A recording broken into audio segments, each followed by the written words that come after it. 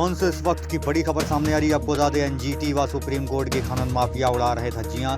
बेतवा नदी के बीच जलधारा में कर रहे खनन। बेतवा नदी में खनन कार्य में लगाए गए 3 लिफ्टर प्रतिबंधित भारी भरकम पोकलैंड मशीनों से किया जा रहा है खनन। मामला कालपी तहसील के चिरपुरा खंड 2 का बताया जा रहा है, जहां पर एनजीटी व सुप्रीम कोर्ट के खनन माफिया उड़ा रहे हैं धज्जियां। हम इस वक्त जनपद जालौन के कालपी तहसील से संचालित चिरपुरा खंड संख्या 2 पर मौजूद है और यहाँ पर पीछे जो आप तस्वीरें देख रहे हैं, ये कंपनी है KM कार्स।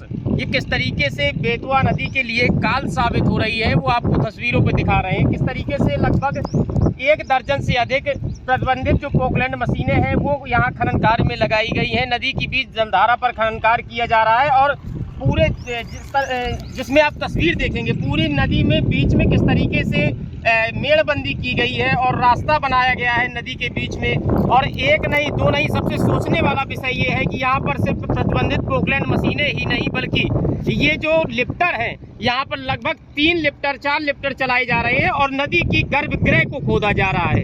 यानी कि जो खनन नीति है एनजीटी के और सुप्रीम कोर्ट के आदेश है कि जलधारा में खनन कार्य नहीं होना चाहिए, कहीं भी 3 मीटर से गहरे जो गड्ढे हैं वो नहीं करना है। लेकिन उसके बावजूद भी आप देखिए तस्वीरों पर साफ तौर से किस तरीके से जो भारी भरकम पोकलैंड मशीनें हैं वो लगी हैं। पानी की जलधारा पर खनन हो रहा है और सिर्फ मशीनों से नहीं, यहाँ पर जो लिफ्टर पड़े हुए हैं उनसे किस तरीके से नदी की गर्भगृह को खोदा जा रहा है। यानी कि नदी के नीचे से लगभग लिफ्टर की बात करें तो लिफ्टर नीचे जो गहराई है लगभग 20 फुट तक बालू उठाने की क्षमता लिफ्टर में होती है। इस नीचे की गहराई से ये बालू उठाने का काम जो छतरपुर की कंपनी है KM फर्म वो कर रही है और किस तरीके से यहाँ पर ये काम चल रहा है। और मानो जिलाधिकारी जालौन जो है कितने सख्त हैं। लगातार अगर हम बात करें तो वो प्रदेश के टॉप 10 लिस्ट में लगातार 1 वर्ष से शामिल हैं, लेकिन उसके बावजूद भी इतनी उनके आदेश हैं, दिशा निर्देश हैं, लेकिन जो तहसील प्रशासन है वो किस तरीके से उनको गुमराह करता है। उनको जो ज़मीनें हकीकत है उससे बरगलाने की कोशिश जिलाधिकारी को की जाती है उनके अधिकारियों के द्वारा। तस्वीरें मैं एक बार फिर चाहूँगा दिखाएं।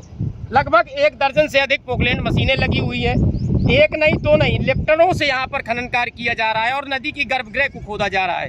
और नदी के बीच में यहाँ पर पानी को किस तरीके से प्रतिबंधित किया गया है कि जलधारा को किस तरीके से मोड़ा जा रहा है।